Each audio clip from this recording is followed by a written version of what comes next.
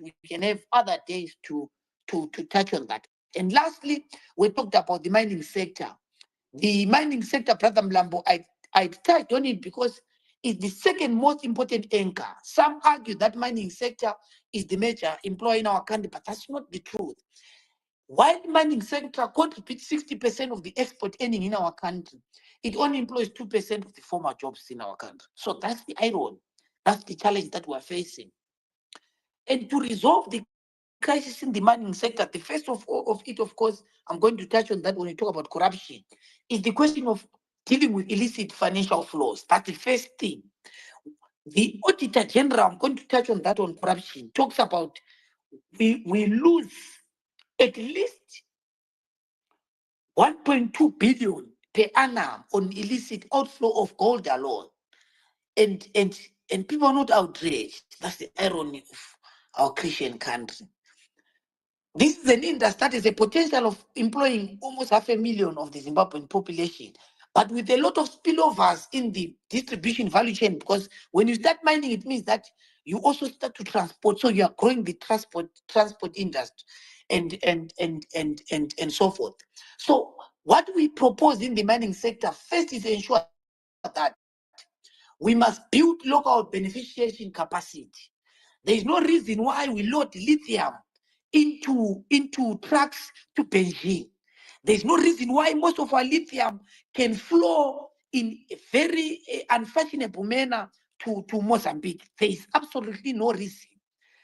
What the government ought to do is talk about value beneficiation. We must be talking about how do we manufacture batteries in our country. We must talk about anode production in our own country.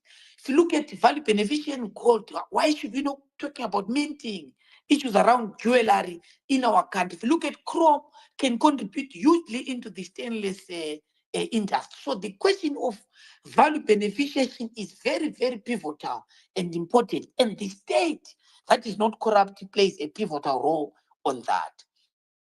And then there's a issue around ensuring that there is proper regulation of the mining sector, because these leakages are as a product of lack of regulation, the lack of law and order in our country, the animal farm kingdom. So there is a law for genuine miners and the law for the connected miners in the country. So that animal kingdom scenario ought to be resolved. Lastly, on the mining sector is about transformation. How do we transform the ASM, the artisan and small scale mining sector, just to be transformed into informal cooperatives so that you fit into the legal supply chains? There is no need in our country why we should continue with the Makorokozas and the machete wieldy gangs, particularly in the Midlands province. We ought to talk about how do we transform the ASM so that people then continue to formally contribute to the legal and financial value chain of our country. And lastly, we obviously have to ensure that there is state equity, particularly in the strategic minerals, so that investment is invited in the country. So that lack of that I talked about, the animal farm kingdom issue is very important. So the rapid industrialization program is going to be informed first by the agriculture sector and secondly by the mining sector. So basically, I touched on that, Brother Mlambo, and I'll allow you to take the conversation. I thought that I will just quickly go through what we talked about in terms of the developmental model that we propose for the motherland, where the state plays a pivotal role in development. I thank you.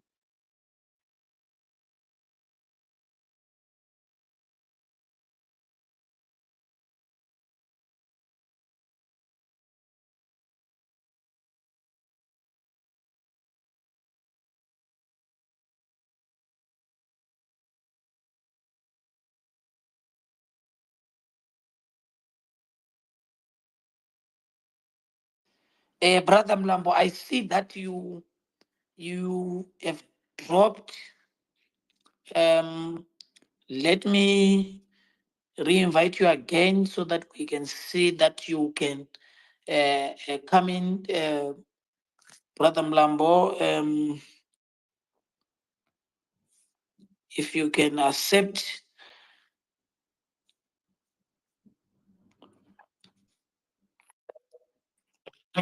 Comrade Ostallos, can you hear me?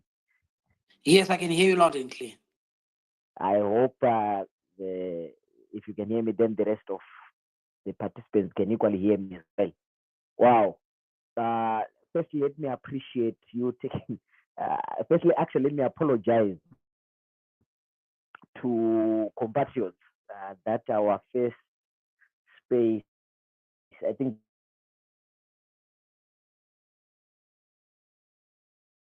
yeah, we're in the, one thing in life that we are constantly learning and discovering our own ignorance, is Yuval Hariri would say. So apologies for that sound glitch. I understand 35 minutes, literally, it was just Comrade Ostallos and myself, and possibly one other person who were hearing us, and the rest were not hearing. But I appreciate the patience and the endurance. Speaks a lot about the endurance of the people of Zimbabwe. So, Comrade Ostallos, wow, where do I even begin? So you had to go back and you spoke about, okay, what is the nature of the crisis, and everyone knows the crisis in Zimbabwe. That we don't need to talk about everyone knows about the crisis, and you gave us a synopsis of that particular crisis. Interestingly, you touched on this. I mean, quite frankly, two key sectors of that the Zimbabwean economy is anchored or hinged on, i.e., agriculture, and to some extent, you spoke about mining. So this is me just trying to summarize. You spoke about the need to industrialize. Means when you industrialize, if I got you correctly, you're moving from subsistence-based agriculture to manufacturing, to a manufacturing-based economy. And for that to happen, you have to ensure that there are both forward and backward linkages in the agricultural sector so that it grows. And that obviously requires technology, investment, financial investment, human capital. I think you spoke about the agri-tech officers, Madumeni, the popular known as Madumeni in Zimbabwean lingo, right? The same applies to the mining sector. If I got you correctly, again, your conversation was on how do we create downstream industry. I think I heard you talk about jewelry, the manufacturing of jewelry and stuff like that. How do we create downstream industries in a very capital intensive sector such as mining, which already is giving us a lot of foreign currency existence, but only employs, to quote you, 2% of the working force. So to make sure that mining becomes a labor intensive sector, we need to create downstream industries. And as you said, that one of the ways to do so is to add value to our minerals. Importantly, we also the gold sector. And this is a conversation that you rarely find in Zimbabwean public discourse. I am very happy that you brought it on this space and you spoke about it. In passing, that it's a very, very, very important matter that prosecuting authority, the prosecutor general, Justice Matanda Moyo, the Zimbabwe Anti-Corruption Commission, right? These are state institutions. They reported that, and the Minister of Home Affairs, Kazembe, 3 years ago, reported that we are losing 120 million US dollars per day, per month, in gold leakages and illicit finance leakages in the gold sector alone, because the artisanal small scale mining, in the context of gold, is not formalized, right? So we need to hammer on the need for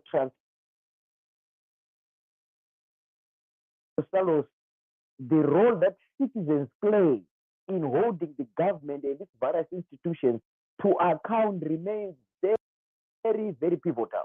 Because if it's not a foreign entity, if it's not a foreign media house, it is the government itself or an institution of the self itself saying we are losing 120 million per month.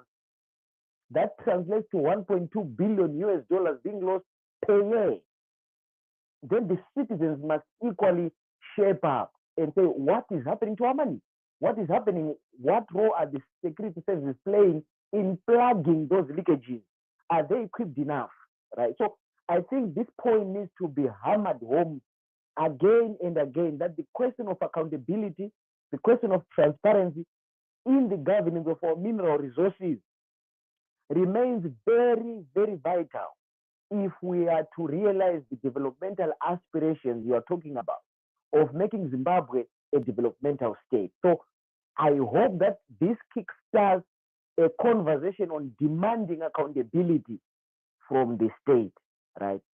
The fourth component that I wanted us to talk about, Comrade Ostallos, is the role of the diaspora in the developmental state, right? What role then can the diaspora or should the diaspora play if they are given the right to vote or in terms of fair investment opportunities or seeding back their skills? Today, actually, the Minister of Skills Development, Skills Audit and Skills Development, Professor Mavima, tweeted that they are developing a new diaspora policy in Zimbabwe. And they seek to incorporate the diaspora in what they're calling the Zimbabwe becoming an upper middle income economy by 2030.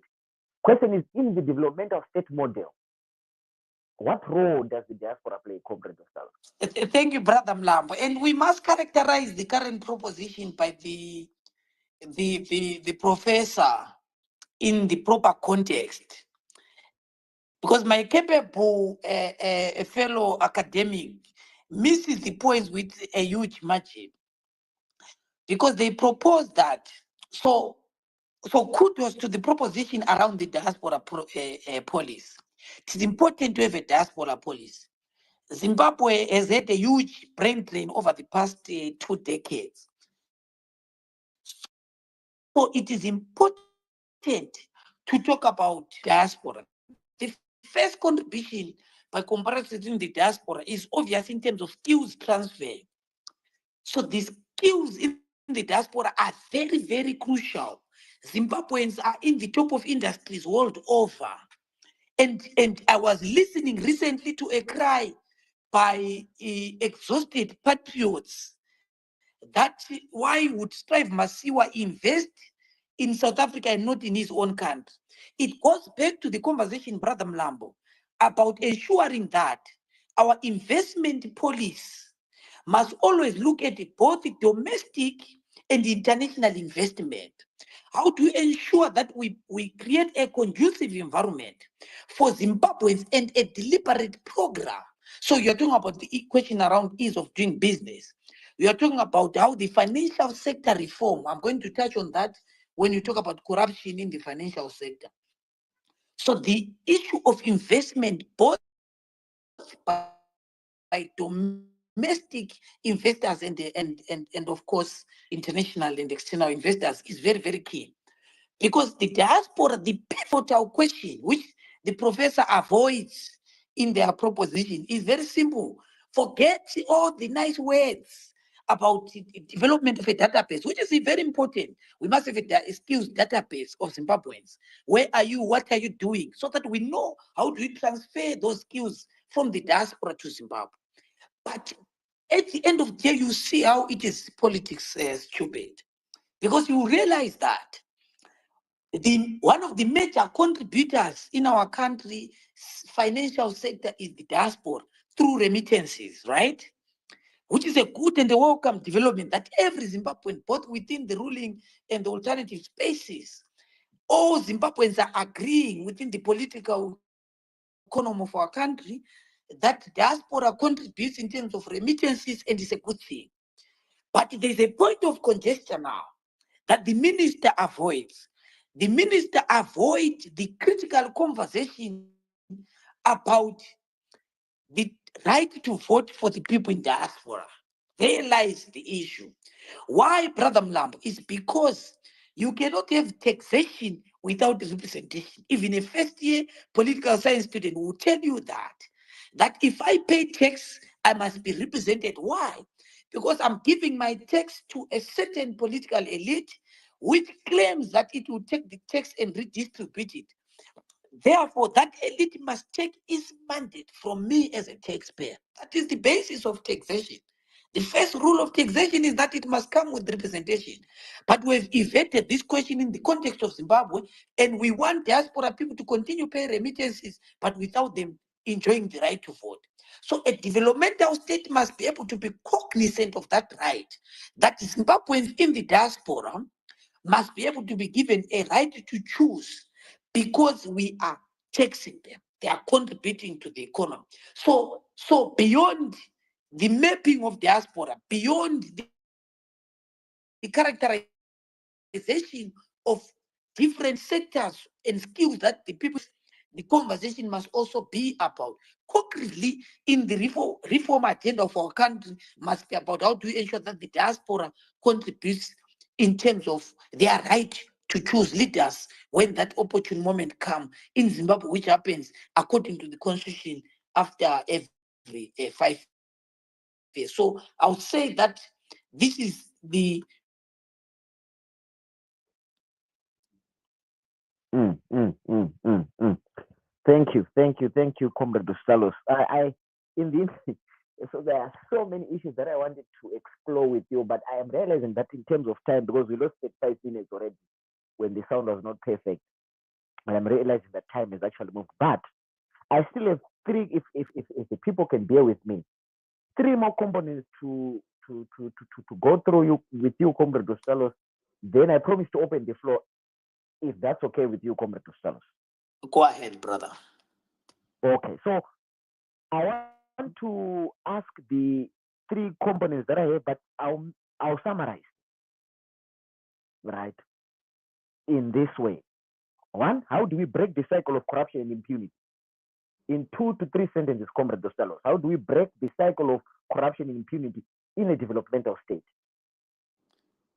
Thank you, brother Mlambo.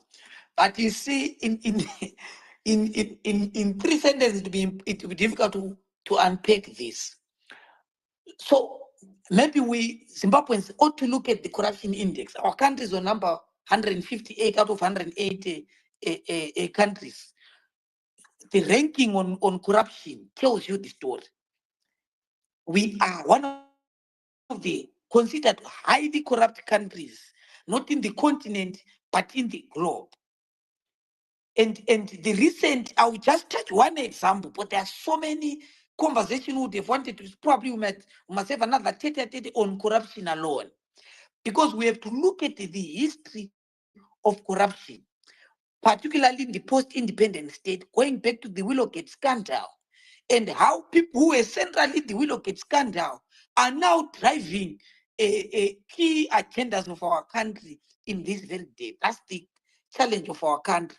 How do you expect to have confidence when people know that this one was one of the founders of corrupt cultures in the country, but is in the helm of a government bureaucrat? But that's a conversation we have in another day. But I was looking, Brother Mlambo, at a report by the South African Financial Intelligence. And this report has been dominant. Many Zimbabweans are talking about it, that RBZ transferred 1.1 billion US dollars into the South African account, which was the money from the Zimbabwe Electoral Commission to supply allegedly elections material. And 800 million of this money, which is 70 plus percentage of this money, goes into other private companies and start to buy lavish goods, vehicles, and so forth that have been stolen. And many Zimbabweans are talking about this in the respect of just no, our money is being stolen in buying cars. Some Zimbabweans, particularly those within the ruling establishment, are saying, no, we must protect it because these people are soiling the name of our compatriots in the party. Now, let me hasten to say this, not just as someone belonging to the alternative politics, but as an ordinary Zimbabwean. This is not a, of course, it started as a finance issue, corruption issue. Our money was stolen, 1 billion was stolen. It went there into the electoral process itself. It started to damage the credibility of the election itself. But that's again another debate of another day. But I'll talk about why it is important for every Zimbabwean. I started by talking about the financial sector reform, Radhamla. And we started conversing with people in the financial sector to try and ask them the implications of this. And many Zimbabweans are not paying attention because they think this is just one case of corruption. What this case would do is that once this money, as it has been seen in the reports, has been characterized as public sector money laundering, that's a different conversation altogether. When we are starting to be flagged as a transnational money launderer country, it means that it's no longer a ZEC issue, a Zimbabwean issue, because very soon that issue is going to attract the financial task force globally to begin to investigate. The AFTF is going to start investigating Zimbabwe. What will follow is that our country will get a risk of being grey listed. Now, being grey listed is not a small issue. Those that know the situation of 2008 can tell. It means that you will see many banks closing down. It means that you see the difficulty in the financial sector to move money. But more importantly, what the AFFT looks at, it will look at one, the risk issue for our country.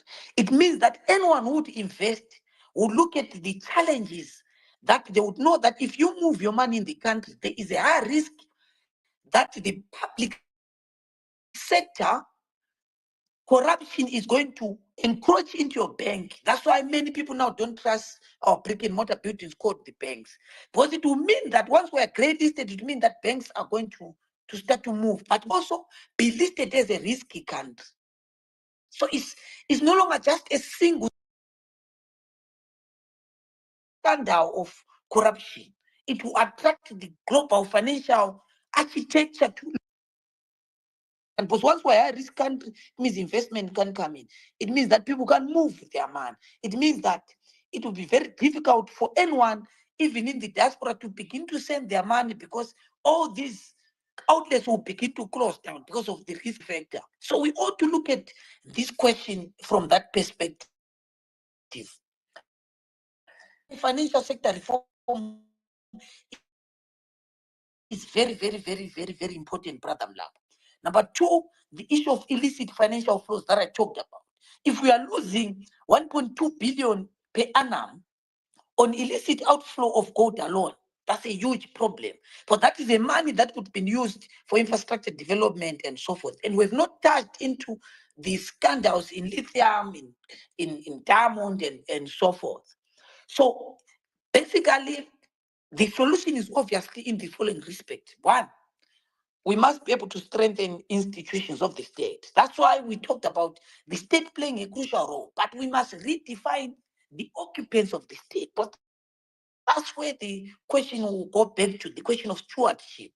Secondly, there's a question of impunity in our country. Impunity and accountability are going to be very critical issues to resolve some of the crises in terms of dealing with corruption. If you look at the Auditor General's report, it's just but a report that we read as political scientists and other interested parties and talk about it, and nothing really happens because of the question of impunity. That it depends on who is doing it. Look at the incapacity of the NPA, the Zimbabwe Anti-Corruption Commission, and so forth. So even strengthening of the independent anti-corruption courts, because it must not end with the research. Our intelligence services in the financial sector do more work in terms of unearthing the movements of money laundering, both domestically and internationally. But the question is, how do we build independent anti-corruption court to ensure? And lastly, what is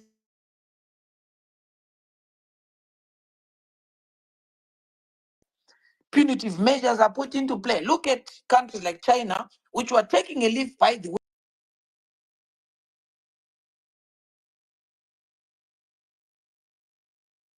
So conversation around death sentence must come into discourse in our country so that there are deterrent measures of people who are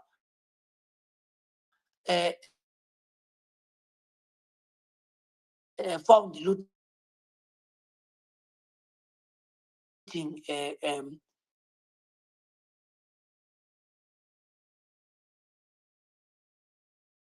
and agencies and chapter 12 institute.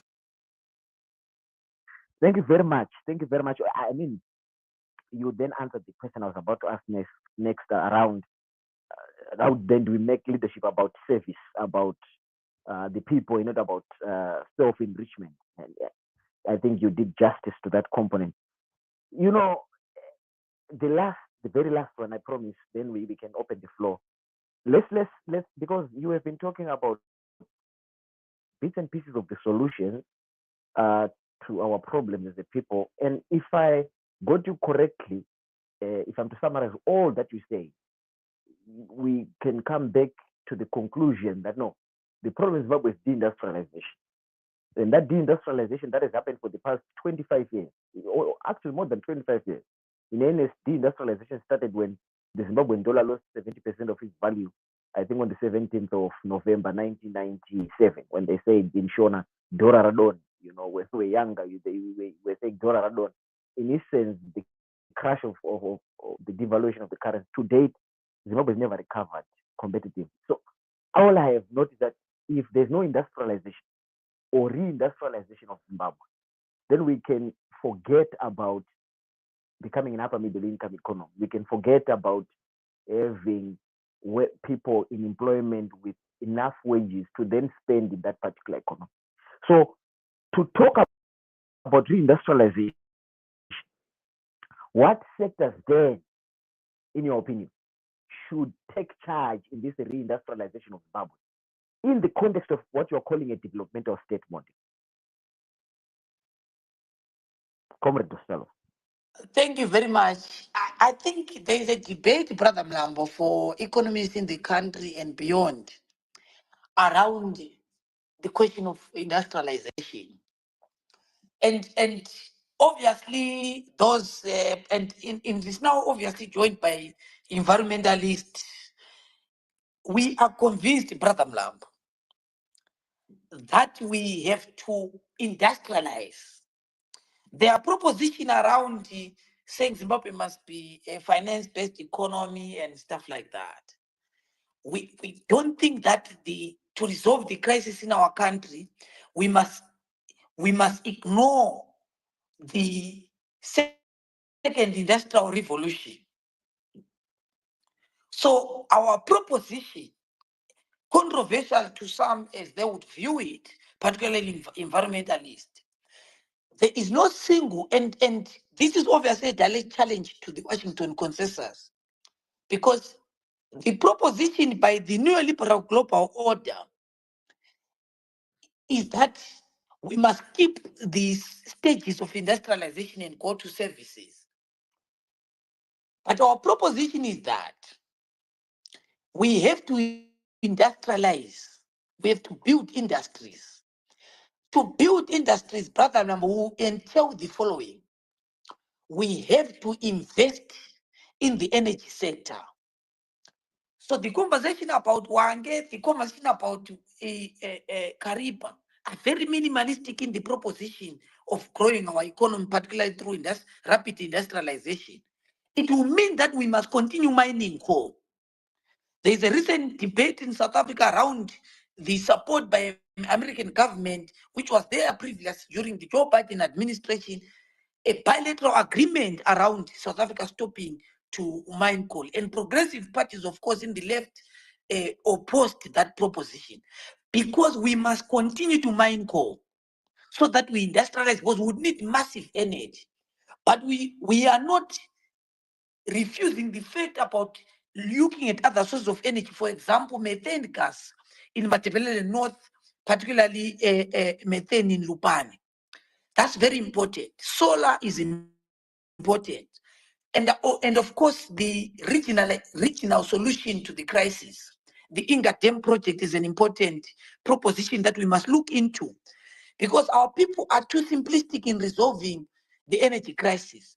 So when we now talk about the Inga Dam project, it means that the leadership of SADC, the leadership of the African Union now, ought to be very interested in resolving the crisis in the Democratic Republic of Congo, Because without peace in the Democratic Republic of Congo, Brother Mlam, it means we will not be able to harness the potential of the Democratic Republic of Congo Ingatem project, which scholars suggest that an empirical research shows that it is a capacity of producing over 45,000 megawatts of electricity. So that's sufficient energy for the continent to industrialize.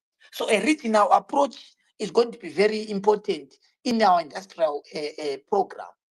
But I must say this as an underlining factor that, Brother Lambo, if you study all countries that have developed, all advanced economies, without exception, so that we close the debate on whether we must take this route or not, you'd realize that all developed and advanced economies that have industrialized have done so with concerted industrial policy. So you cannot ignore that.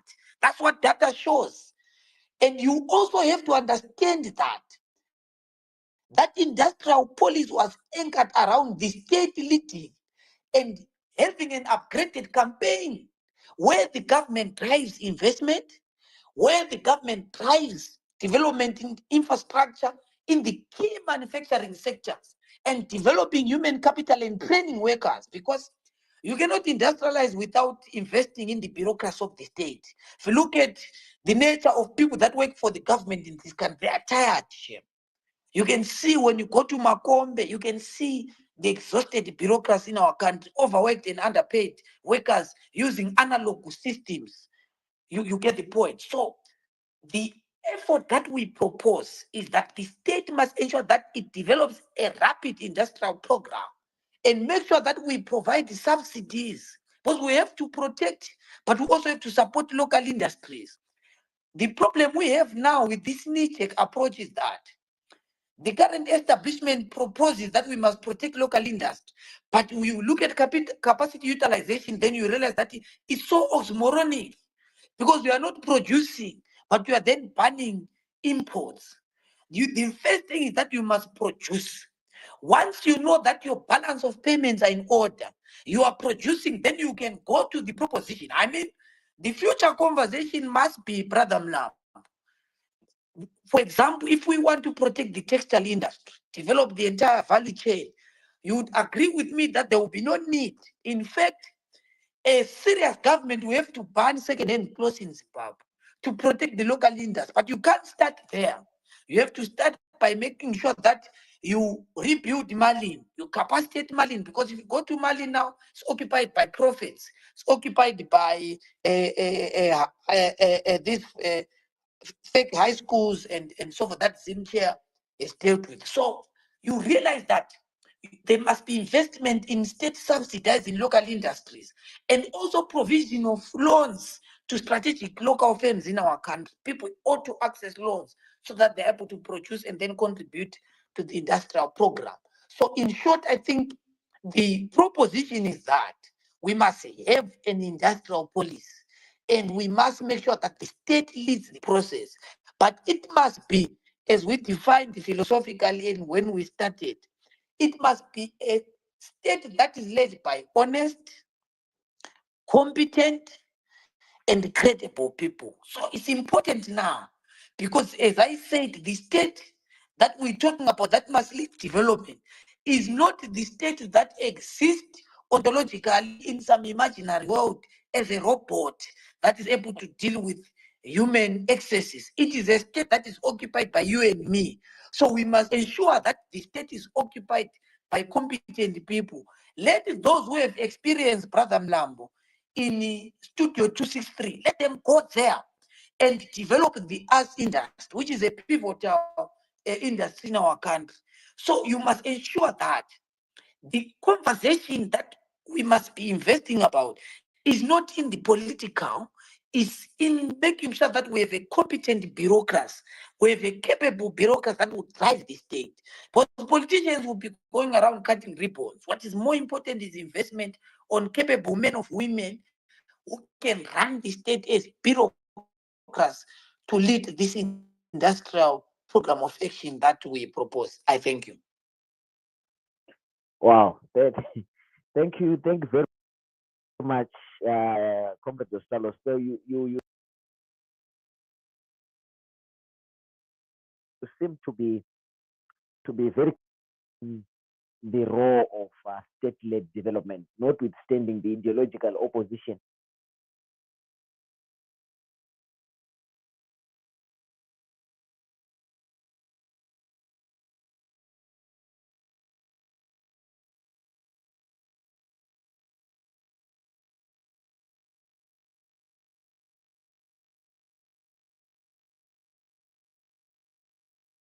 And then